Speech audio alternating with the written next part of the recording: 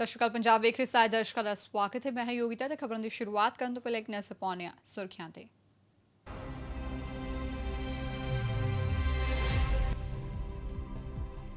ਬਰਨਾਲਾ 'ਚ ਜ਼ਮੀਨੀ ਵਿਵਾਦ ਨੇ ਧਾਰਿਆ ਖੂਨੀ ਰੂਪ। ਤਪਾ ਮੰਡੀ ਦੇ ਪਿੰਡ ਰੁੜੇਕੇ ਕਲਾਂ ਦੇ ਵਿੱਚ ਭਰਾਵਾਂ ਦੇ ਵਿੱਚ ਹੋਈ ਫਾਇਰਿੰਗ। ਗੋਲੀ ਲੱਗਣ ਦੇ ਨਾਲ ਦੋ ਸਕੇ ਭਰਾਵਾਂ ਦੀ ਮੌਤ। ਪੁਲਿਸ ਤੇ ਲਾਪਰਵਾਹੀ ਦੇ ਲੱਗੇ ਇਲਜ਼ਾਮ।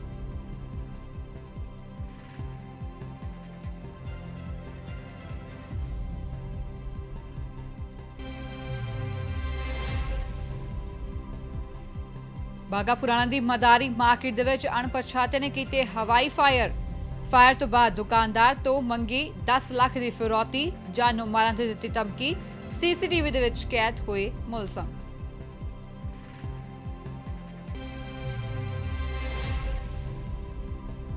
ਅਕਾਲੀ ਦਲ ਵੱਲੋਂ ਪੰਜਾਬ ਦੇ ਰਾਜਪਾਲ ਨਾਲ ਕੀਤੀ ਜਾਵੇਗੀ ਮੁਲਾਕਾਤ। ਘੋਟਾਲਿਆਂ ਸੰਬੰਧੀ ਸੌਂਪਿਆ ਜਾਵੇਗਾ ਮੰਗ ਪੱਤਰ। ਨਿਰਪੱਖ ਜਾਂਚ ਦੀ ਕੀਤੀ ਜਾ ਰਹੀ ਹੈ ਮੰਗ। ਅਕਾਲੀ ਦਲ ਲਗਾਤਾਰ ਬੀਜ ਘੋਟਾਲੇ ਨੂੰ ਲੈ ਕੇ ਆਵਾਜ਼ ਕਰ ਰਿਹਾ ਬੁਲੰਦ।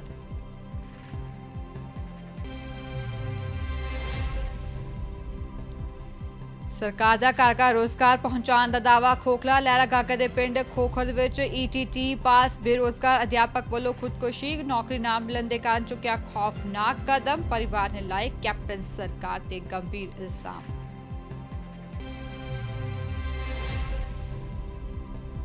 ਤੇ ਨਾਭਾ ਦੇ ਵਿੱਚ ਤੂਫਾਨ ਨੇ ਮਚਾਈ ਤਬਾਹੀ। 1 ਏਕੜ ਦੇ ਵਿੱਚ ਫੈਲੇ ਕੰਬਾਈਨ ਫੈਕਟਰੀ ਦਾ ਹੋਇਆ ਭਾਰੀ ਨੁਕਸਾਨ। ਕਈ ਘੰਟੇ ਸ਼ਹਿਰ ਦੀ ਬਿਜਲੀ ਰਹੀ ਗੁੱਲ। ਮੌਸਮ ਵਿਭਾਗ ਵੱਲੋਂ ਭਾਰੀ ਬਰਸਾਤ ਦਾ ਅਲਰਟ। ਪੰਜਾਬ ਦੇ ਵਿੱਚ ਤੇਜ਼ ਹਵਾਵਾਂ ਦੇ ਨਾਲ ਹੋ ਸਕਦੀ ਹੈ ਬਰਸਾਤ।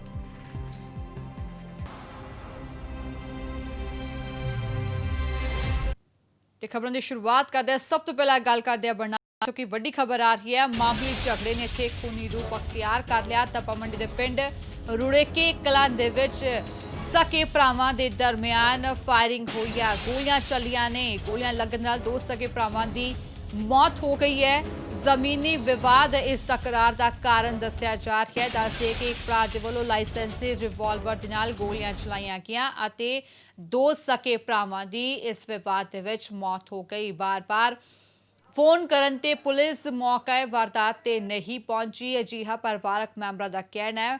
ਪੁਲਿਸ ਤੇ ਗੰਭੀਰ ਇਲਜ਼ਾਮ ਲੱਗ ਰਹੇ ਨੇ ਅਤੇ ਪੀੜਿਤ ਪਰਿਵਾਰਕ ਮੈਂਬਰਾਂ ਦੇ ਵੱਲੋਂ ਸਖਤ ਕਾਰਵਾਈ ਦੀ ਇਸ ਮਾਮਲੇ ਦੇ ਵਿੱਚ ਮੰਗ ਕੀਤੀ ਜਾ ਰਹੀ ਹੈ। ਸੋ ਜ਼ਮੀਨੀ ਵਿਵਾਦ ਖੂਨੀ ਰੂਪ ਅਖਤਿਆਰ ਕਰ ਗਿਆ। ਤਪਾ ਮੰਡੀ ਦੇ ਵਿੱਚ ਇੱਕ ਭਰਾ ਦੇ ਵੱਲੋਂ ਆਪਣੇ ਦੋ ਸਕੇ ਭਰਾਵਾਂ ਤੇ ਗੋਲੀਆਂ ਚਲਾ ਦਿੱਤੀਆਂ ਗਈਆਂ ਤੇ ਉਹਨਾਂ ਦੀ ਮੌਤ ਹੋ ਗਈ। ਜ਼ਮੀਨੀ ਵਿਵਾਦ ਇਸ ਪੂਰੀ ਵਾਰਦਾਤ ਦਾ ਕਾਰਨ ਦੱਸਿਆ ਜਾ ਰਿਹਾ ਹੈ। ਪੁਲਿਸ ਤੇ ਵੀ ਗੰਭੀਰ ਇਲਜ਼ਾਮ ਲੱਗ ਰਹੇ ਨੇ। ਜ਼ਰਾ ਗੱਲਬਾਤ ਦੇ ਲਈ ਫੋਨ ਲਾਈਨ ਤੇ ਮੌਜੂਦ ਨੇ ਬਰਨਾਲਾ ਤੋਂ ਧਰਮਿੰਦਰ ਧਾਲੀਵਾਲ। ਧਰਮਿੰਦਰ, ਆਖਿਰ ਪੂਰੀ ਵਾਰਦਾਤ ਦਾ ਕਾਰਨ ਕੀ ਰਿਹਾ ਹੈ? ਜਿਹੜਾ ਪਹਿਲੂਆਂ ਤੋਂ ਜਾਣਾ ਜਾਵੇ ਤਾਂ ਇਹ ਜਿਹੜਾ ਵਿਵਾਦ ਸੀਗਾ ਇੱਕ ਰਸਤੇ ਨੂੰ ਲੈ ਕੇ ਵਿਵਾਦ ਸੀ ਤੇ ਉਹ ਰਾਹਦਾਰੀ ਨੂੰ ਵਿਵਾਦ ਸੀਗਾ। ਇਹ ਦੋਵੇਂ ਜਿਹਨਾਂ ਦੀ ਮੌਤ ਹੋਈ ਆ ਉਹ ਰਸਤੇ ਦੇ ਵਿੱਚ ਇੱਕ ਮਿਸਤਰੀ ਦਾ ਕੰਮ ਚੱਲਦਾ ਸੀ। ਕੋਠੀਆਂ ਬਣਾ ਰਹੇ ਸੀ ਆਪਣੀਆਂ ਨਵੀਆਂ ਜੀ। ਉਹ ਮਿਸਤਰੀ ਨੂੰ ਰੋਕਿਆ ਗਿਆ ਇਹ ਬੰਦੇ ਵੱਲੋਂ ਤੇ ਉਸ ਤੋਂ ਬਾਅਦ ਇਹਨੇ ਜਿਹੜੀ ਕਿ ਉਹਦੀ ਮੁੰਡੇ ਨੇ ਕੁੱਟਮਾਰ ਕਰਨੀ ਸ਼ੁਰੂ ਕਰ ਦਿੱਤੀ ਜੀ ਇਹਦੀ ਮਿਸਤਰੀ ਦੀ। ਜੀ, ਜੋ ਮ੍ਰਿਤਕ ਸੀ ਤੇ ਜੋ ਹਮਲਾਵਰ ਸੀ ਕੀ ਰਿਸ਼ਤਾ ਇਹਨਾਂ ਦਾ ਦੱਸਿਆ ਜਾ ਰਿਹਾ ਹੈ? ਇਹ ਤਾਏ ਦੇ ਪੁੱਤ ਹੈਗੇ ਜਿਹੜੇ ਦੋਵੇਂ ਮਰੇ ਹੈਗੇ ਆ। ਜਾਣੀ ਕਿ ਜਿਹੜੇ ਮਾਰੇ ਹੈਗੇ ਚਾਚੇ ਦੇ ਪੁੱਤ ਨੇ ਮਾਰੇ ਜੀ ਦੋਵੇਂ। ਇਹ ਜਾਣੀ ਕਿ ਸਕੇ ਭਰਾ ਸੀਗੇ। ਇੱਕੋ ਪਰਿਵਾਰ ਦੇ ਦੋਵੇਂ ਸਕੇ ਭਰਾ ਸੀ। ਹੋਰ ਕੋਈ ਭਰਾ ਭੈਣ ਨਹੀਂ ਹੈਗਾ। ਪਰ ਜਿਹੜੀ ਵੱਡੀ ਲਾਪਰਵਾਹੀ ਪੁਲਿਸ ਪ੍ਰਸ਼ਾਸਨ ਦੀ ਹੈਗੀ ਆ। ਪੁਲਿਸ ਪ੍ਰਸ਼ਾਸਨ ਨੂੰ ਵਾਰ-ਵਾਰ ਗੁਆਂਢੀਆਂ ਵੱਲੋਂ ਫੋਨ ਕੀਤਾ ਗਿਆ ਪਰ ਪੁਲਿਸ ਮੌਕੇ ਤੇ ਨਹੀਂ ਪਹੁੰਚੀ ਤੇ ਥਾਣਾ ਬਿਲਕੁਲ ਨਾਲ 400 ਮੀਟਰ ਅੱਧਾ ਕਿਲੋਮੀਟਰ ਦੇ ਏਰੀਆ ਦੇ ਵਿੱਚ ਹੀ ਹੈਗਾ। ਜਾਣੀ ਕਿ ਆਬਾਦੀ ਵਾਲਾ ਏਰੀਆ ਹੈਗਾ। ਬੱਸ ਸਟੈਂਡ ਕੋਲੇ ਜਾਣੀ ਕਿ ਹੈਗੇ ਜਿਹੜੇ ਇੱਥੇ ਘਟਨਾ ਹੋਈ ਹੈ ਜੀ। ਜੀ। ਸੋ ਹਮਲਾਵਰ ਨੂੰ ਕਾਬੂ ਕਰ ਲਿਆ ਗਿਆ ਜਾਂ ਫਿਰ ਨਹੀਂ? ਹਜੇ ਤੱਕ ਪੁਲਿਸ ਨੇ ਕੁਝ ਵੀ ਬੋਲਣ ਤੋਂ ਜਵਾਬ ਦੇ ਦਿੱਤਾ ਜੀ। ਪੁਲਿਸ ਮੀਡੀਆ ਸਾਹਮਣੇ ਆਉਂਦੀ ਜਾਣੀ ਕਿ ਆਪਣੀ ਨਹੀਂ ਦੱਸ ਰਹੀ ਕਿ ਪੋਲੀਟੀਕਲ ਦਬਾਅ ਵੀ ਦੱਸਿਆ ਜਾ ਰਿਹਾ ਜੀ। ਇਹ ਪੁਲਿਸ ਜਿਹੜਾ ਬੋਲ ਨਹੀਂ ਰਹੀ ਮੀਡੀਆ ਨੂੰ ਵੀ ਨਹੀਂ ਕਿਉਂਕਿ ਮਾਮਲਾ ਦਰਜ ਹੋਇਆ ਇਸ ਮਾਮਲੇ ਦੇ ਵਿੱਚ ਕਤਲ ਦਾ ਮਾਮਲਾ ਦਰਜ ਕਰ ਲਿਆ ਪੁਲਿਸ ਨੇ। ਮਾਮਲਾ ਐਸਐਸਪੀ ਬਰਨਾਲਾ ਦੇ ਦਖਲ ਤੋਂ ਬਾਅਦ ਜਾਣੀ ਕਿ ਮਾਮਲਾ ਦਰਜ ਕਰ ਲਿਆ ਗਿਆ ਜੀ। ਜੀ, ਧੰਨਵਾਦ। ਤਪਾ ਮੰਡੀ ਦੇ ਪਿੰਡ ਰੁੜੇਕੇ ਕਲਾਂ ਦੇ ਵਿੱਚ ਜ਼ਮੀਨੀ ਵਿਵਾਦ ਖੂਨੀ ਰੂਪ ਅਖਤਿਆਰ ਕਰ ਗਿਆ। ਚਚੇਰੇ ਭਰਾ ਦੇ ਵੱਲੋਂ ਆਪਣੇ ਤਾਏ ਦੇ ਭਰਾਵਾਂ ਦਾ ਕਤਲ ਕਰ ਦਿੱਤਾ ਗਿਆ। ਗੋਲੀਆਂ ਚਲਾ ਕੇ ਪੁਲਿਸ ਤੇ ਗੰਭੀਰ ਇਲਜ਼ਾਮ ਲੱਗ ਰਹੇ ਨੇ ਕਿ ਬਾਰ-ਬਾਰ ਬਾਰ-ਬਾਰ ਪੁਲਿਸ ਨੂੰ ਇਤਲਾਹ ਕਰਨ ਤੇ ਵੀ ਪੁਲਿਸ ਮੌਕੇ ਤੇ ਨਹੀਂ ਪਹੁੰਚੀ। ਫਿਲਹਾਲ ਪੀੜਤ ਪਰਿਵਾਰ ਦੇ ਵੱਲੋਂ ਇਨਸਾਫ ਦੀ ਗੁਹਾਰ ਲਗਾਈ ਗਈ ਹੈ। ਦੋ ਭਰਾਵਾਂ ਦੀ ਇਸ ਘਟਨਾ ਦੇ ਵਿੱਚ ਮੌਤ ਹੋਈ ਹੈ। ਭਰਾ ਦੇ ਵੱਲੋਂ ਹੀ ਗੋਲੀਆਂ ਚਲਾਈਆਂ ਗਈਆਂ ਨੇ। मर गया सी आप स्प्रे पी के दो लोगड़ी ने मारते भाई हुण ओनू बस फांसी दे दो नाले ओदे पुत्तां नू जिवें साडा पट्टा ओवें पट दिओ भाई। बेशक मैं तो पैरी हत्थ लवा लो भाई। अज मैं फोन ते भी ना गल करी आपदे भरावां नाल। हाय लोगड़ी तेरा बेड़ा क्यों नहीं बहिंदा? ਮਾਮਲਾ ਤਾਂ ਇਹ ਮਿਸਤਰੀ ਨੂੰ ਹੀ ਨਹੀਂ ਬਾਰ ਵਿੱਚ ਦੀ ਲੰਘਣ ਦਿੰਦੇ ਸੀਗੇ। ਹਾਂਜੀ। ਤੇ ਬਸ ਮਿਸਤਰੀ ਨਾਲ ਹੀ ਲੜਾਈ ਤੀ। ਉਹ ਮਿਸਤਰੀ ਨੇ ਉਹਨਾਂ ਮੁੰਡਿਆਂ ਨੂੰ ਫੋਨ ਕਰਤਾ ਵੀ ਤੁਹਾਡਾ ਚਾਚੇ ਦਾ ਮੁੰਡਾ ਵੀ ਮੈਨੂੰ ਬਾਰ ਵਿੱਚ ਦੀ ਲੰਘਣ ਨਹੀਂ ਦਿੰਦਾ ਹੈਗਾ। ਤੇ ਬਸ ਉਹ ਡਾਂਗਾ ਲੈ ਕੇ ਆ ਗਏ, ਇਹ ਪਿਸਤੌਲ ਲੈ ਕੇ ਆ ਗਿਆ। ਉਹਦੇ ਬਾਅਦ ਕਿਹਦੇ ਕੀ ਫਾਇਰਿੰਗ ਵਗੈਰਾ ਕਿੰਨੀ ਹੋਈ ਹੈ? ਉਹ ਸਾਡੇ ਘਰੇ ਆ ਕੇ ਲੁਕ ਗਏ। ਹਾਂਜੀ। ਤੇ ਮੁੰਡੇ ਜਿਨ੍ਹਾਂ ਦੇ ਮਗਰ ਪਿਸਤੌਲ ਲੈ ਕੇ ਪੈ ਗਿਆ ਸੀਗਾ ਤੇ ਅਸੀਂ ਘਰੋਂ ਭੱਜ ਗਏ। ਕਿੰਨੇ ਦੇ ਗੋਲੀ ਵੱਜੀ ਹੈ? ਗੋਲੀ ਵੱਜੀ ਹੈ ਅਮਰਜੀਤ ਸਿੰਘ ਬਿੱਟੂ ਦੇ ਪਹਿਲੀ ਗੋਲੀ, ਦੂਜੀ ਜਸਵੀਰ ਸਿੰਘ ਲੱਖੇ ਦੇ। ਤੇ ਖਬਰ ਬਾਗਾ ਪੁਰਾਣਾ ਤੋਂ ਹੈ, ਜਿੱਥੇ ਬਾਜ਼ਾਰ ਦੇ ਵਿੱਚ ਅਣਪਛਾਤਿਆਂ ਦੇ ਵੱਲੋਂ ਫਾਇਰਿੰਗ ਕੀਤੀ ਗਈ ਹੈ। ਬਾਗਾ ਪੁਰਾਣਾ ਦੀ ਮਦਾਰੀ ਮਾਰਕੀਟ ਦੀ ਇਹ ਘਟਨਾ ਦੱਸੀ ਜਾ ਰਹੀ ਹੈ। ਇੱਕ ਦੁਕਾਨ ਦੇ ਬਾਹਰ ਆ ਕੇ ਬਦਮਾਸ਼ਾਂ ਦੇ ਵੱਲੋਂ ਅਣਪਛਾਤਿਆਂ ਦੇ ਵੱਲੋਂ ਹਵਾਈ ਫਾਇਰ ਕੀਤੇ ਗਏ। ਇਹ ਸਾਰੀ ਘਟਨਾ ਸੀਸੀਟੀਵੀ ਦੇ ਵਿੱਚ ਕੈਦ ਹੋ ਗਈ। ਫਾਇਰ ਕਰਨ ਤੋਂ ਬਾਅਦ ਫੋਨ ਤੇ ਦੁਕਾਨਦਾਰ ਤੋਂ 10 ਲੱਖ ਰੁਪਏ ਦੀ ਫਿਰੌਤੀ ਮੰਗੀ ਗਈ। ਸੀਸੀਟੀਵੀ ਦੇ ਵਿੱਚ ਮੁਲਜ਼ਮ ਕੈਦ ਹੋ ਗਏ ਨੇ ਤੇ ਪੁਲਿਸ ਵੱਲੋਂ ਮਾਮਲੇ ਦੀ ਪੜਤਾਲ ਜਾਰੀ ਹੈ। ਬਾਗਾ ਪੁਰਾਣਾ ਦੀ ਮਦਾਰੀ ਮਾਰਕੀਟ ਦੀ ਇਹ ਘਟਨਾ ਦੱਸੀ ਜਾ ਰਹੀ ਹੈ। ਤਸਵੀਰਾਂ ਤੁਸੀਂ ਵੇਖ ਸਕਦੇ ਹੋ। ਇਹ ਤਿੰਨ ਅਣਪਛਾਤਿਆਂ ਵੱਲੋਂ ਜੋ ਕਿ ਬਾਈਕ ਤੇ ਸਵਾਰ ਹੋ ਕੇ ਆਏ ਸਨ, ਮੂੰਹ ਤੇ ਉਹਨਾਂ ਦੇ ਕੱਪੜਾ ਬੰਨਿਆ ਹੋਇਆ ਸੀ ਅਤੇ ਇਹਨਾਂ ਨੇ ਦੁਕਾਨ ਦੇ ਬਾਹਰ ਆ ਕੇ ਹਵਾਈ ਫਾਇਰ ਕੀਤੇ ਅਤੇ ਉੱਥੋਂ ਫਰਾਰ ਹੋ ਗਏ। ਬਾਅਦ ਦੇ ਵਿੱਚ ਫੋਨ ਕਰਕੇ ਦੁਕਾਨਦਾਰ ਤੋਂ 10 ਲੱਖ ਰੁਪਏ ਦੀ ਫਿਰੌਤੀ ਮੰਗੀ ਅਤੇ ਫਿਰੌਤੀ ਨਾ ਦੇਣ ਤੇ ਜਾਨੋਂ ਮਾਰਨ ਦੀ ਧਮਕੀ ਦਿੱਤੀ ਦੁਕਾਨਦਾਰ ਨੂੰ। ਪੁਲਿਸ ਨੂੰ ਇਸ ਦੀ ਸੂਚਨਾ ਦਿੱਤੀ ਗਈ, ਜਿਸ ਤੋਂ ਬਾਅਦ ਮਾਮਲੇ ਦੀ ਪੜਤਾਲ ਦੇ ਵਿੱਚ ਪੁਲਿਸ ਜੁਟ ਗਈ ਹੈ।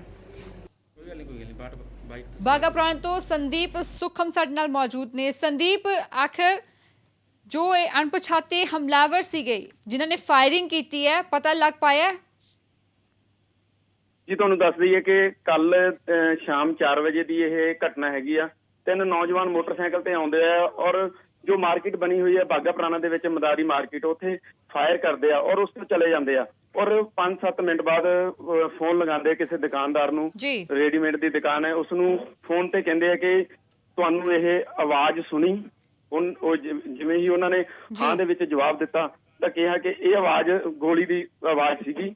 ਜੇਕਰ ਤੁਸੀਂ ਕੱਲ ਸਾਡੇ ਕੋਲੇ 10 ਲੱਖ ਰੁਪਇਆ ਨਹੀਂ ਲੈ ਕੇ ਆਉਂਦੇ ਤਾਂ ਇਹ ਗੋਲੀ ਤੁਹਾਡੇ ਵੀ ਲੱਗ ਸਕਦੀ ਹੈ। ਜੀ, ਸੋ ਦੁਕਾਨਦਾਰ ਦੇ ਵੱਲੋਂ ਜੋ ਇਹ ਅਣਪਛਾਤੇ ਨਿਕਲੇ ਨੇ, ਕੀ ਉਹਨਾਂ ਦੀ ਪਛਾਣ ਕੀਤੀ ਗਈ ਹੈ ਕੋਈ, ਜਾਂ ਫਿਰ ਉਸ ਤੋਂ ਪਹਿਲਾਂ ਕਦੀ ਉਸ ਨੂੰ ਧਮਕੀਆਂ ਜਿਹੀਆਂ ਆਈਆਂ ਹੋਣ?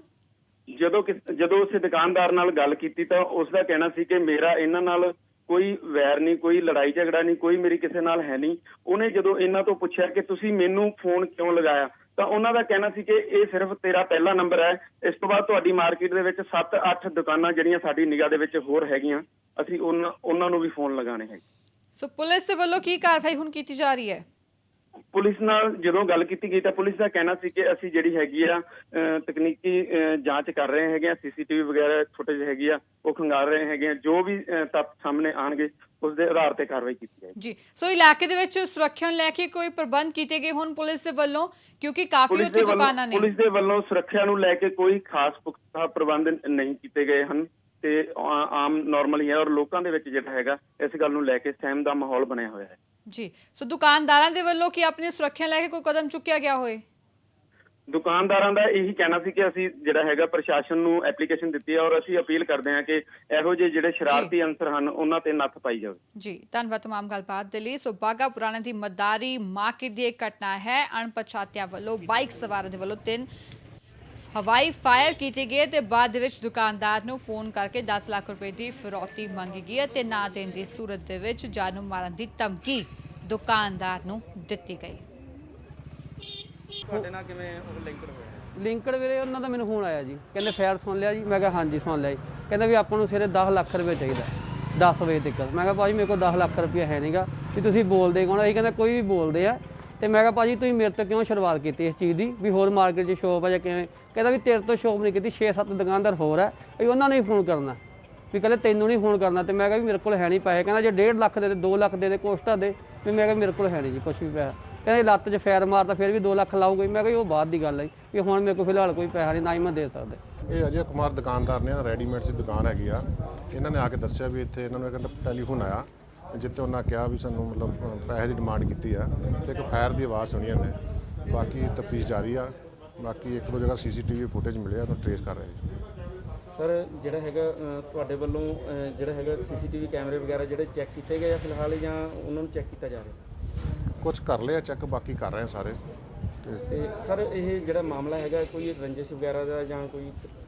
ਫਿਲਹਾਲ ਇਹਨਾਂ ਨੇ ਰੰਜਿਸ਼ ਵਾਲੀ ਗੱਲ ਤਾਂ ਕੋਈ ਦੱਸੀ ਨਹੀਂ ਹੈਗੀ, ਲੇਕਿਨ ਹਰ ਇੱਕ ਐਂਗਲ ਤਾਂ ਵੈਰੀਫਾਈ ਕਰਦੇ ਆ, ਡਿਟੇਲ ਪੁੱਛ ਕੇ ਕਰਨੀ ਆ। ਪਹਿਲਾਂ ਉਹਨੂੰ ਟ੍ਰੇਸ ਕਰਦੇ ਆ ਜੇ ਟੈਲੀਫੋਨ ਨੰਬਰ ਦਾ ਫੋਨ ਆਇਆ। ਅਗਲੀ ਖਬਰ ਦਾ ਰੁਖ ਕਰਦੇ ਹਾਂ। ਸੂਬੇ ਵਿੱਚ ਕਰੋਨਾ ਵਾਇਰਸ ਦੇ ਕਾਰਨ 2 ਹੋਰ ਮੌਤਾਂ ਹੋਈਆਂ ਨੇ। ਮਲੇਰਕੋਟਲਾ ਦੇ ਇੱਕ ਵਿਅਕਤੀ ਨੇ ਪਟਿਆਲਾ ਦੇ ਵਿੱਚ ਇਲਾਜ ਦੌਰਾਨ ਦਮ ਤੋੜ ਦਿੱਤਾ। ਇਹ 70 ਸਾਲਾ ਵਿਅਕਤੀ TB ਦਾ ਵੀ ਮਰੀਜ਼ ਸੀ। ਅੰਮ੍ਰਿਤਸਰ ਦੇ ਵਿੱਚ ਵੀ ਕਰੋਨਾ ਦੇ ਨਾਲ ਇੱਕ ਹੋਰ ਮੌਤ ਹੋਈ ਹੈ। ਲਾਹੌਰੀ ਗੇਟ ਦੇ ਵੈਸੇ ਵਿਅਕਤੀ ਦੀ ਰਿਪੋਰਟ ਪੋਜ਼ਿਟਿਵ ਆਈ ਸੀ। ਗੁਰੂ ਨਾਨਕ ਦੇਵ ਹਸਪਤਾਲ ਦੇ ਵਿੱਚ ਇਸ ਦਾ ਇਲਾਜ ਚੱਲ ਰਿਹਾ ਸੀ। ਉਧਰ ਹੀ ਲੁਧਿਆਣਾ ਦੀ ਜੇਕਰ ਗੱਲ ਕੀਤੀ ਜਾਵੇ ਤਾਂ ਇੱਥੇ 17 ਨਵੇਂ ਮਾਮਲੇ ਸਾਹਮਣੇ ਆਏ ਨੇ। ਕਰੋਨਾ ਮਰੀਜ਼ਾਂ ਦੇ ਵਿੱਚ 2 ਗਰਭਵਤੀ ਮਹਿਲਾਵਾਂ ਵੀ ਸ਼ਾਮਲ ਨੇ। ਮੋਹਾਲੀ ਦੇ ਵਿੱਚ 3 ਹੋਰ ਪੋਜ਼ਿਟਿਵ ਮਾਮਲੇ ਸਾਹਮਣੇ ਆਏ ਨੇ। ਇਹ ਮਰੀਜ਼ ਨਵਾਂਗ੍ਰਾਮ, ਮੁਬਾਰਕਪੁਰ ਤੇ ਖਰੜ ਨਾਲ ਸੰਬੰਧਿਤ ਦੱਸੇ ਜਾ ਰਹੇ ਨੇ। ਪਟਿਆਲਾ ਦੇ ਵਿੱਚ 4 ਹੋਰ ਕੇਸਾਂ ਦੀ ਪੁਸ਼ਟੀ ਹੋਈ ਹੈ। ਸੋ ਕੁੱਲ ਮਿਲਾ ਕੇ ਸੂਬੇ ਦੇ ਵਿੱਚ 530 ਦੇ ਕਰੀਬ ਐਕਟਿਵ ਕੇਸਾਂ ਦੀ ਗਿਣਤੀ ਹੋ ਗਈ ਹੈ। ਲਗਾਤਾਰ ਪ੍ਰਸ਼ਾਸਨ ਮੁਸਤੈਦ ਹੈ, ਕੋਸ਼ਿਸ਼ ਕੀਤੀ ਜਾ ਰਹੀ ਹੈ ਕਰੋਨਾ ਦੀ ਚੇਨ ਤੋੜਨ ਦੇ ਲਈ, ਪਰ ਜਦੋਂ ਤੱਕ ਆਮ ਲੋਕਾਂ ਦਾ ਸਹਿਯੋਗ ਵਿਭਾਗ ਦੀ ਟੀਮਾਂ ਨੂੰ ਨਹੀਂ ਮਿਲਦਾ ਉਦੋਂ ਤੱਕ ਸ਼ਾਇਦ ਇਸ ਨੂੰ ਤੋੜਨਾ ਮੁਸ਼ਕਿਲ ਕੰਮ ਜਾਪ ਰਿਹਾ ਹੈ। ਸੋ ਸੂਬੇ ਦੇ ਵਿੱਚ 530 ਦੇ ਕਰੀਬ ਐਕਟਿਵ ਕੇਸਾਂ ਦੀ ਗਿਣਤੀ ਪਹੁੰਚ ਗਈ ਹੈ। ਪਟਿਆਲਾ, ਲੁਧਿਆਣਾ, ਖਰੜ, ਅੰਮ੍ਰਿਤਸਰ ਅਤੇ ਪਟਿਆਲਾ ਦੇ ਵਿੱਚ ਵੀ ਮਾਮਲੇ ਸਾਹਮਣੇ ਆਏ ਨੇ। ਮਲੇਰਕੋਟਲਾ ਦੇ ਵਿੱਚ ਪਟਿਆਲਾ ਦੇ ਵਿਅਕਤੀ ਨੇ ਦਮ ਤੋੜ ਦਿੱਤਾ ਜੋ ਕਿ ਇਲਾਜ ਅਧੀਨ ਸੀ। ਅੰਮ੍ਰਿਤਸਰ ਦੇ ਵਿੱਚ ਵੀ ਕਰੋਨਾ ਵਾਇਰਸ ਦੇ ਕਾਰਨ ਇੱਕ ਮੌਤ ਹੋਈ ਹੈ। ਲਾਹੌਰੀ ਗੇਟ ਦਾ ਵਸਨੀਕ ਦੱਸਿਆ ਜਾ ਰਿਹਾ ਹੈ ਮ੍ਰਿਤਕ, ਜਿਸ ਦਾ ਇਲਾਜ ਗੁਰੂ ਨਾਨਕ ਦੇਵ ਹਸਪਤਾਲ ਦੇ ਵਿੱਚ ਚੱਲ ਰਿਹਾ ਸੀ। 17 ਨਵੇਂ ਮਾਮਲੇ ਸਾਹਮਣੇ ਆਏ ਨੇ ਲੁਧਿਆਣਾ ਦੇ ਵਿੱਚ।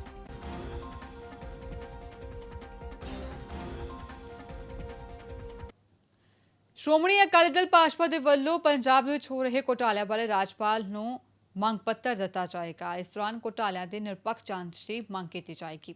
ਦੱਸਦੇ ਕਿ ਅਕਾਲੀ ਦਲ ਦੇ ਵੱਲੋਂ ਬੀਜ ਘੁਟਾਲੇ ਅਤੇ ਹੋਰਨਾਂ ਘੁਟਾਲਿਆਂ ਨੂੰ ਲੈ ਕੇ ਆਵਾਜ਼ ਬੁਲੰਦ ਕੀਤੀ ਜਾ ਰਹੀ ਹੈ ਤੇ ਸੂਬਾ ਸਰਕਾਰ ਨੂੰ ਲਗਾਤਾਰ ਘੇਰਿਆ ਜਾ ਰਿਹਾ ਹੈ। ਸੁਜ਼ਾਰ ਗੱਲਬਾਤ ਦੇ ਲਈ ਸਾਡੇ ਪੱਤਰਕਾਰ ਸੁਮਿਤ ਜੋਸ਼ੀ ਸਾਡੇ ਨਾਲ ਮੌਜੂਦ ਹੈ। ਸੁਮਿਤ, ਕਦੋਂ ਕ ਅਕਾਲੀ ਦਲ ਦਾ ਵਫਦ ਮਿਲ ਸਕਦਾ ਹੈ ਰਾਜਪਾਲ ਨੂੰ? ਦੇਖੋ 11 ਵਜੇ ਦੇ ਕਰੀਬ ਜਿਹੜਾ ਅਕਾਲੀ ਦਲ ਦੇ ਵਫਦ ਨੇ ਮਿਲਣ ਵਾਲਾ ਰਾਜਪਾਲ ਨੂੰ, ਤੇ ਅਕਾਲੀ ਦਲ ਅਤੇ ਭਾਜਪਾ ਦੇ ਦੋਨਾਂ ਦੇ ਪਾਰਟੀਆਂ ਦੇ ਪ੍ਰਧਾਨ ਨੇ ਜਿਹੜੇ ਜੀ, ਉਹ ਰਾਜਪਾਲ ਨੂੰ ਇੱਕ ਮੰਗ ਪੱਤਰ ਦੇਣ ਆਉਣਗੇ, ਜਿਹੜਾ ਡਿਟੇਲਡ ਮੰਗ ਪੱਤਰ ਹੈਗਾ, ਜਿਹਦੇ ਵਿੱਚ ਤਮਾਮ ਚੀਜ਼ਾਂ ਜਿਹੜੀਆਂ ਦਰਜ ਕੀਤੀਆਂ ਗਈਆਂ ਨੇ ਕਿ ਆਖਿਰ ਕੀ ਕੁਝ ਡਿਮਾਂਡਸ ਉਹ ਲੈ ਕੇ ਚੱਲੇ ਹੈਗੇ ਨੇ। ਸਾਫ਼ ਤੌਰ ਤੇ ਕਿਹਾ ਜਾਵੇ ਤਾਂ ਜਿਸ ਤਰ੍ਹਾਂ ਦੇ ਨਾਲ ਰੈਵਨਿਊ ਲਾਸ ਦੀ ਗੱਲ ਹੋਵੇ, ਬੀਜ ਘੁਟਾਲੇ ਦੀ ਗੱਲ ਹੋਵੇ, ਜੀ ਨਾਲ ਹੀ ਦੇਖਿਆ ਜਾਵੇ ਕਿ ਜਿਹੜੀਆਂ ਰਾਇਤਾਂ ਦੇਣ ਦੀ ਗੱਲ ਕੀਤੀ ਜਾ ਰਹੀ ਹੈ, ਅਕਾਲੀ ਦਲ ਲਗਾਤਾਰ ਕਹਿ ਰਿਹਾ, ਮੰਗ ਰੱਖ ਰਿਹਾ ਕਿ ਬਿਜਲੀ ਦਰਾਂ ਦੇ ਵਿੱਚ ਜਿਹੜੀਆਂ ਰਾਇਤਾਂ ਦਿੱਤੀਆਂ ਜਾਣ, ਕਿਉਂਕਿ ਲੋਕਡਾਊਨ ਕਰਫਿਊ ਦੇ ਵਿੱਚ ਲੋਕਾਂ ਦਾ ਬਹੁਤ ਸਾਰੇ ਚੀਜ਼ਾਂ ਦਾ ਨੁਕਸਾਨ ਹੋਇਆ। ਤਾਂ ਉਹ ਤਮਾਮ ਚੀਜ਼ਾਂ ਨੂੰ ਲੈ ਕੇ ਜਿਹੜਾ ਅਕਾਲੀ ਦਲ ਅੱਜ ਪੰਜਾਬ ਦੇ ਰਾਜਪਾਲ ਨੂੰ ਮਿਲੇਗਾ ਤੇ ਆਪਦੀ ਇੱਕ ਮੰਗ ਰੱਖੇਗਾ ਕਿ ਕਿਸ ਤਰ੍ਹਾਂ ਦੇ ਨਾਲ ਜਿਹੜਾ ਕਿ ਇਹ ਪੂਰੇ ਮਾਮਲੇ ਨੂੰ ਲਿਖਦੇ ਹੋਏ ਜਾਂਚ ਕਰਾਈ ਜਾਣੀ ਚਾਹੀਦੀ ਹੈ, ਕਿਉਂਕਿ ਰੈਵਨਿਊ ਲਾਸ ਦੀ ਗੱਲ ਹੋਵੇ 5500 ਕਰੋੜ ਰੁਪਏ ਦੀ ਜਿਹੜਾ ਰੈਵਨਿਊ ਲਾਸ ਪੰਜਾਬ ਦਾ ਹੋਇਆ, ਤਾਂ ਕਿਤੇ ਨਾ ਕਿਤੇ ਇੱਕ ਪਾਸੇ ਤਾਂ ਲੋਕਾਂ ਨੂੰ ਨੁਕਸਾਨ ਹੋਇਆ ਲੋਕਡਾਊਨ ਕਰਫਿਊ ਦੇ ਵਿੱਚ, ਦੂਜੇ ਪਾਸੇ ਸ਼ਰਾਬ ਠੇਕੇਦਾਰ ਹੋਣ ਜਾਂ ਮਾਈਨਿੰਗ ਦੇ ਠੇਕੇਦਾਰ ਹੋਣ, ਉਹਨਾਂ ਨੂੰ ਰਿਆਇਤਾਂ ਦਿੱਤੀਆਂ ਗਈਆਂ, ਪੈਸੇ ਦਿੱਤੇ ਗਏ, ਯਾਨੀ ਕਿ ਉਹਨਾਂ ਨੂੰ ਕੁਝ ਛੋਟਾਂ ਦਿੱਤੀਆਂ ਗਈਆਂ, ਪਰ ਆਮ ਗਰੀਬ ਵਰਗ ਨੂੰ ਕਿਸੇ ਤਰ੍ਹਾਂ ਦੀ ਛੋਟ ਨਹੀਂ, ਬਿਜਲੀ ਤੱਕ ਦੀ ਛੋਟ ਨਹੀਂ ਦਿੱਤੀ, ਗੰਨਾ ਕਿਸਾਨਾਂ ਦਾ ਪੈਸਾ ਅਜੇ ਤੱਕ ਨਹੀਂ ਦਿੱਤਾ ਗਿਆ, MBBS ਦੀਆਂ ਫੀਸਾਂ ਵਧਾ ਦਿੱਤੀਆਂ ਗਈਆਂ। ਤੇ ਜਿਸ ਤਰ੍ਹਾਂ ਦੇ ਨਾਲ ਇਹ ਤਮਾਮ ਮੰਗਾਂ ਨੂੰ ਲੈ ਕੇ ਜਿਹੜਾ ਅਕਾਲੀ ਦਲ ਅੱਜ ਇੱਕ ਡਿਟੇਲਡ ਮੰਗ ਪੱਤਰ ਹੈ, ਕਿਉਂਕਿ ਕਰੋਨਾ ਦੇ ਚੱਲਦੇ ਜ਼ਿਆਦਾ ਲੋਕ ਨਹੀਂ ਜਾ ਸਕਦੇ, ਤਾਂ ਅਕਾਲੀ ਦਲ ਦੇ ਪ੍ਰਧਾਨ ਸੁਖਬੀਰ ਸਿੰਘ ਬਾਦਲ ਤੇ ਪੰਜਾਬ ਭਾਜਪਾ ਦੇ ਪ੍ਰਧਾਨ ਅਸ਼ਵਨੀ ਸ਼ਰਮਾ, ਇਹੀ ਦੋਨੋਂ ਜਣੇ ਹੀ, ਜਾਂ ਹੋ ਸਕਦਾ 1-2 ਵਰਕਰ ਹੋਰ ਜਾਣ ਨਾਲ ਪਾਰਟੀ ਦੇ, ਤਾਂ ਇਹੀ ਜਿਹੜੇ 2 ਲੋਕ ਨੇ ਜਾ ਕੇ ਰਾਜਪਾਲ ਨੂੰ ਮੰਗ ਪੱਤਰ ਦੇ ਕੇ ਆਉਣਗੇ। ਜੀ, ਤਮਾਮ ਗੱਲਬਾਤ ਲਈ ਧੰਨਵਾਦ ਸੁਮਿਤ। ਸੋ ਘੁਟਾਲੇ ਸੰਬੰਧੀ ਜਾਂਚ ਦੀ ਨਿਰਪੱਖ ਜਾਂਚ ਦੀ ਮੰਗ ਨੂੰ ਲੈ ਕੇ ਅੱਜ ਮੰਗ ਪੱਤਰ ਦਿੱਤਾ ਜਾਏਗਾ। ਪੰਜਾਬ ਦੇ ਰਾਜਪਾਲ ਵੀਪੀ ਸਿੰਘ ਬਦਨੌਰ ਨੂੰ ਅਕਾਲੀ ਭਾਜਪਾ ਗਠਜੋੜ ਦਾ ਵਫਦ ਮਿਲੇਗਾ ਰਾਜਪਾਲ ਨੂੰ ਅਤੇ ਸੂਬੇ ਦੇ ਵਿੱਚ ਹੋਏ ਘੁਟਾਲਿਆਂ ਦੀ ਨਿਰਪੱਖ ਜਾਂਚ ਦੀ ਮੰਗ ਕੀਤੀ ਜਾਏਗੀ। ਮੰਗ ਪੱਤਰ ਸੌਂਪਿਆ ਜਾਏਗਾ।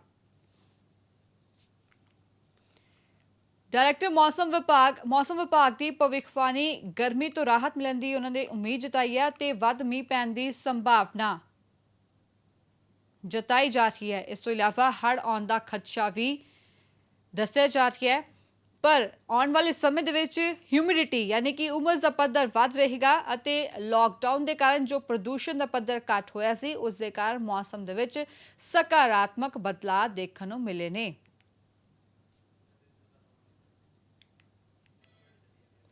मौसम विभाग ने भविष्यवाणी की है कि आने वाले समय दे विच गर्मी तो थोड़ी राहत मिलने की उम्मीद है ते वध मीह पैण की संभावना है। हड़ आने का खदशा भी जताया जा रहा है। मौसम विभाग का कहना है कि मॉनसून जल्दी ही आ सकता है। ह्यूमिडिटी का हालांकि इस दौरान पद्धर वध रहेगा। लॉकडाउन के दौरान जो प्रदूषण दे विच कमी आई है उसका सकारात्मक एक असर वेखण नूं भी मिलिया।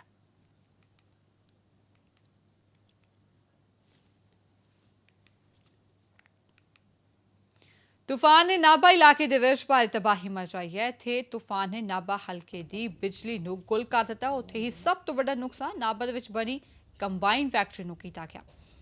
1 एकड़ दे विच बने शैड नूं भी बिल्कुल तबाह करके रख दिता, जिस दे विच 7 कंबाइनां तैयार करके खड़ाईਆਂ गईਆਂ सन ते 7 मशीनां नूं तैयार कीता जा रहा सी। कंबाइन फैक्ट्री दे मालकां दे दस्सण मुताबक 2 करोड़ तो भी वध दा उन्हां दा नुकसान होया। सो बीते दिन अचानक मौसम ने करवट लई सी। तेज़ हवावां हनेरी चलन के कारण मौसम विच बदलाव आया सी, पर कई थाई तूफान वर्गी स्थिति भी पैदा हो गई सी। नाभा दे विच तूफान ने भारी नुकसान किया है, खास करके कंबाइन फैक्ट्री का। ये तस्वीरें वेख सकते हो किस तरह फैक्ट्री की छत ते पर खच्चे उड़ गए और फैक्ट्री विच खड़ियां कंबाइनां का भी काफ़ी नुकसान होया। 5-6 मशीनां ਤਾਂ ਤਿਆਰ ਤੀਆਂ ਜੀ, ਬਾਕੀ 7-8 ਮਸ਼ੀਨਾਂ ਅੱਧ ਬਣੀਆਂ ਤੀਆਂ ਤੇ 14 ਮਸ਼ੀਨਾਂ ਵਾਂਗੂ ਅੰਦਰ ਸੀ ਜੀ। ਕਿੰਨਾ ਕੁ ਨੁਕਸਾਨ ਹੋ ਗਿਆ? ਨੁਕਸਾਨ 2 ਕਰੋੜ ਤੋਂ ਉੱਤੇ ਹੀ ਹੋ ਗਿਆ ਜੀ। ਕੋਈ ਉੱਚ ਅਧਿਕਾਰੀ ਆਇਆ ਕੋਈ ਸਰਵੇ ਕਰਨ ਇੱਥੇ? ਨਹੀਂ, ਪਟਵਾਰੀ ਸਾਹਿਬ ਆਏ ਹੋਏ ਨੇ ਜੀ।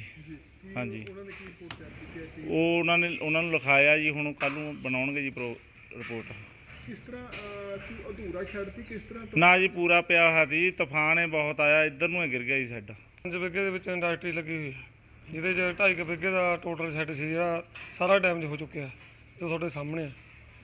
ਤੇ ਘੱਟੋ ਘੱਟ ਵੀ ਲੈ ਕੇ 1.5 ਕਰੋੜ ਤੋਂ ਲੈ ਕੇ 2 ਕਰੋੜ ਦੇ ਵਿੱਚ ਸਾਡਾ ਪੂਰਾ ਮਤਲਬ ਨੁਕਸਾਨ ਹੋ ਗਿਆ ਜਿਹੜਾ। ਤੇ ਅਸੀਂ ਸਰਕਾਰ ਤੋਂ ਮੰਗ ਕਰਦੇ ਵੀ ਸਾਡੀ ਭਰਪਾਈ ਕੀਤੀ ਜਾਵੇ।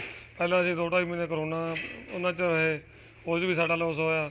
ਤੇ ਬਾਕੀ ਜਿਹੜੀਆਂ 20-22 ਮਸ਼ੀਨਾਂ ਸਾਡੇ ਕੋਲ ਰਹਿ ਗਈਆਂ ਸੀ, ਉਧਰੋਂ ਕਸਟਮਰ ਵੀ ਸਾਨੂੰ ਪਰੇਸ਼ਾਨ ਕਰਦੇ ਨੇ ਵੀ ਤੁਹਾਡੇ ਹੋਗਾ ਉਲਟਾ ਸਮਾਂ ਦੁੱਗਣੇ ਉਹਦੇ 'ਚ ਲੋਸ 'ਚ ਆ ਗਿਆ ਸੀ, ਪਹਿਲਾਂ ਕਰੋਨਾ ਕਰਕੇ, ਹੁਣ ਕੁਦਰਤੀ ਆਫਤ ਕਰਕੇ। ਅੱਗੇ ਵਧਦੇ ਹਾਂ।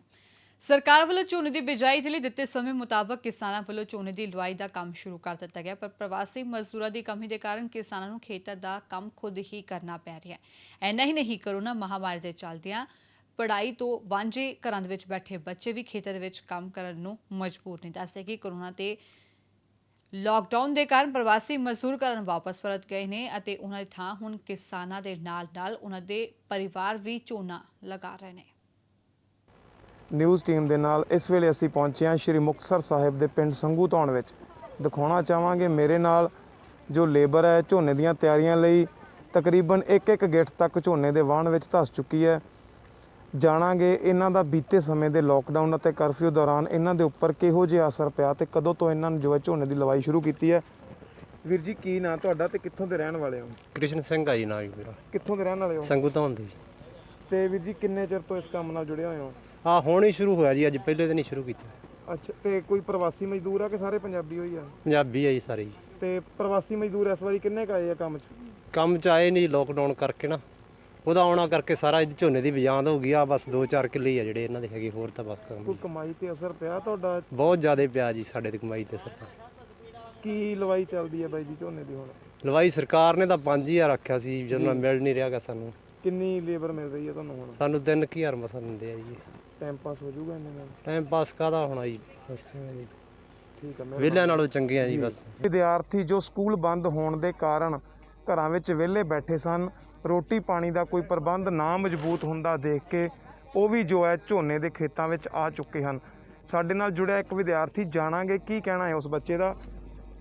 ਬੇਟੇ ਕੀ ਨਾਮ ਹੈ ਤੁਹਾਡਾ? ਅਨਮੋਲ ਸਿੰਘ ਜੀ। ਤੇ ਬੇਟੇ ਕਿੱਥੋਂ ਦੇ ਰਹਿਣ ਵਾਲੇ ਹੋ ਤੁਸੀਂ? ਸੰਗੂ ਧੌਣ ਦੇ ਰਹਿਣ ਵਾਲੇ ਹਾਂ। ਕਿਹੜੀ ਕਲਾਸ 'ਚ ਪੜ੍ਹਦੇ ਹੋ? 8th ਜੀ।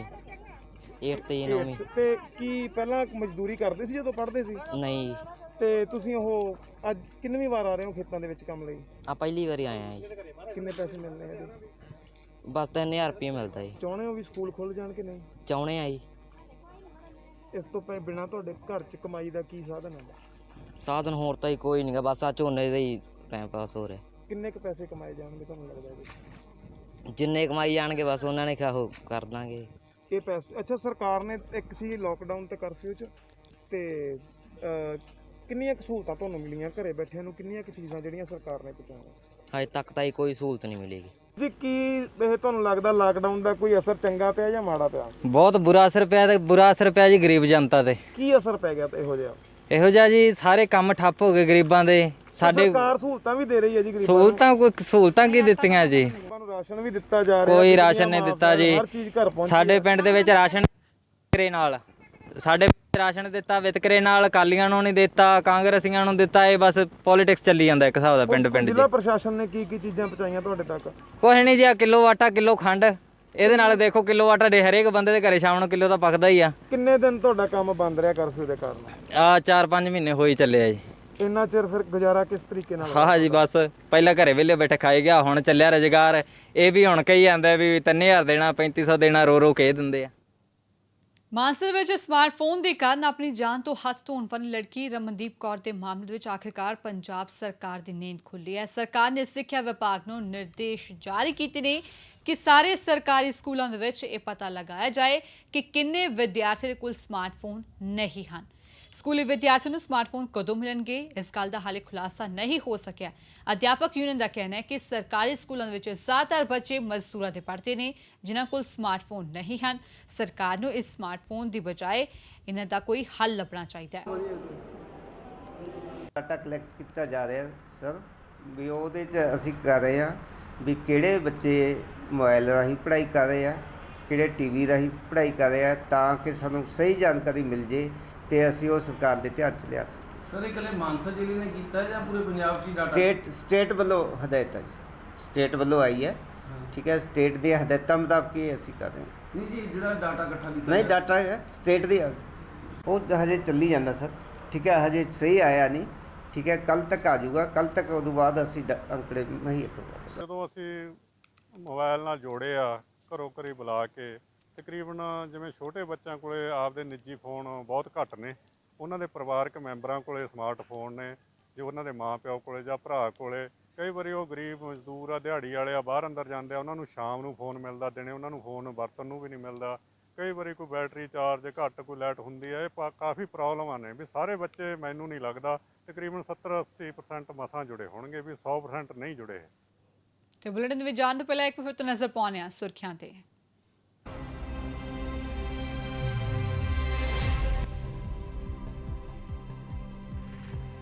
ਬਰਨਾਲਾ 'ਚ ਜ਼ਮੀਨੀ ਵਿਵਾਦ ਨੇ ਧਾਰਿਆ ਖੂਨੀ ਰੂਪ। ਤਪਾ ਮੰਡੀ ਦੇ ਪਿੰਡ ਰੁੜੇਕੇ ਕਲਾਂ ਦੇ ਵਿੱਚ ਭਰਾਵਾਂ ਦੇ ਵਿੱਚ ਹੋਈ ਫਾਇਰਿੰਗ, ਗੋਲੀ ਲੱਗਣ ਦੇ ਨਾਲ 2 ਸਕੇ ਭਰਾਵਾਂ ਦੀ ਮੌਤ। ਪੁਲਿਸ ਦੇ ਲਾਪਰਵਾਹੀ ਦੇ ਲੱਗੇ ਇਲਜ਼ਾਮ।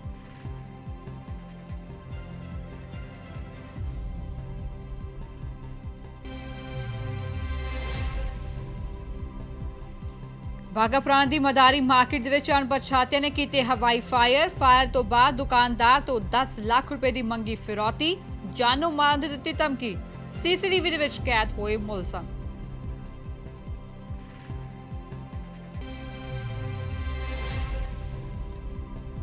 ਅਕਾਲੀ ਦਲ ਵੱਲੋਂ ਪੰਜਾਬ ਦੇ ਰਾਜਪਾਲ ਦੇ ਨਾਲ ਕੀਤੀ ਜਾਵੇਗੀ ਮੁਲਾਕਾਤ। ਘੋਟਾਲਿਆਂ ਸੰਬੰਧੀ ਸੌਂਪਿਆ ਜਾਵੇਗਾ ਮੰਗ ਪੱਤਰ। ਨਿਰਪੱਖ ਜਾਂਚ ਦੀ ਕੀਤੀ ਜਾ ਰਹੀ ਹੈ ਮੰਗ। ਅਕਾਲੀ ਦਲ ਲਗਾਤਾਰ ਬੀਜ ਘੋਟਾਲਿਆਂ ਨੂੰ ਲੈ ਕੇ ਆਵਾਜ਼ ਕਰ ਰਿਹਾ ਬੁਲੰਦ।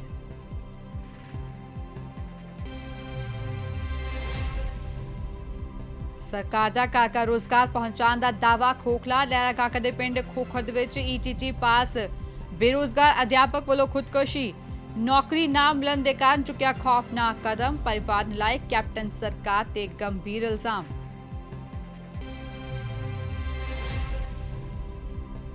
ਨਾਭਾ 'ਚ ਤੂਫਾਨ ਨੇ ਮਚਾਈ ਤਬਾਹੀ। 1 ਏਕੜ ਵਿੱਚ ਫੈਲੀ ਕੰਬਾਈਨ ਫੈਕਟਰੀ ਦਾ ਹੋਇਆ ਭਾਰੀ ਨੁਕਸਾਨ। ਕਈ ਘੰਟੇ ਸ਼ਹਿਰ ਦੀ ਬਿਜਲੀ ਰਹੀ ਗੁੱਲ। ਮੌਸਮ ਵਿਭਾਗ ਵੱਲੋਂ ਭਾਰੀ ਬਰਸਾਤ ਦਾ ਅਲਰਟ। ਪੰਜਾਬ ਦੇ ਵਿੱਚ ਤੇਜ਼ ਹਵਾਵਾਂ ਦੇ ਨਾਲ ਹੋ ਸਕਦੀ ਹੈ ਬਰਸਾਤ।